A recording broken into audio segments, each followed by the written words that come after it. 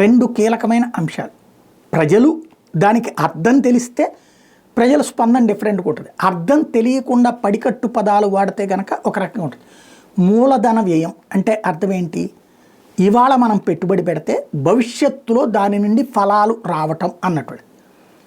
చిన్న ఉదాహరణ ఏంటంటే, ఈజీగా అర్థమయ్యే భాషలో చెప్పాలంటే, మనం ఇవాళ మన చేతిలో డబ్బులు ఉన్నాయి, దాంతో ఏ షేర్లలో పెట్టేయడమో లేకపోతే ఏ వడ్డీలకి తిప్పుకోవడం ఒక ఆస్పెక్ట్. రెండవ కాన్సెప్ట్ ఏంటి? దాన్ని ఒక బిల్డింగ్ కట్టించి 2 షాపులు కట్టించి 2 పోర్షన్లు కట్టించి ఉంటే దాని మీదన లైఫ్ లాంగ్ మనకి ఆదాయం వస్తుంది. దాన్నే మూలధన వ్యయం అంటారనమాట.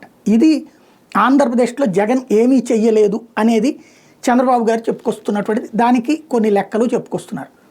ఆంధ్రప్రదేశ్లో పోర్టులు కడితే అది మూలధన వ్యయం అవుతుందా కాదా?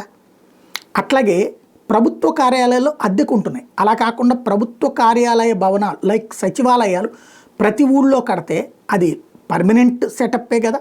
దానివలన అద్దెలు లేనటువంటి ప్రభుత్వ ఆదాయం కిందకు వచ్చినట్టే కదా. ఆసుపత్రులు కడితే అది మూలధనం ఏం కాదా? మూలధనమైనటువంటి అంటే మనకి మౌలిక వసతి కాదా అది ఆసుపత్రులు కట్టడం అనేటటువంటిది. అట్లాగే నాడు నేడు కింద స్కూళ్ళు కడితే ఏమీ కట్టలేదని నివేదికలు చెప్పినారట.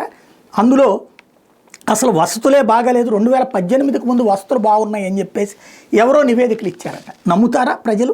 స్కూళ్ళల్లో నాడు నేడు కింద కట్టలేదని, అక్కడ బల్లలు మార్చలేదని, అక్కడ చక్కటి వసతులు ఏర్పాటు చేయలేదని, టాయిలెట్లు కట్టలేదని, మంచినీళ్లు ఏర్పాటు చేయలేదని చెప్తే నమ్ముతారా ప్రజలు?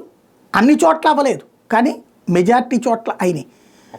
ఇవి 2018తో అయితే బాగున్నాయి, ఆ తర్వాత పాడేని అని ప్రజలకి చెప్తే నమ్ముతారా?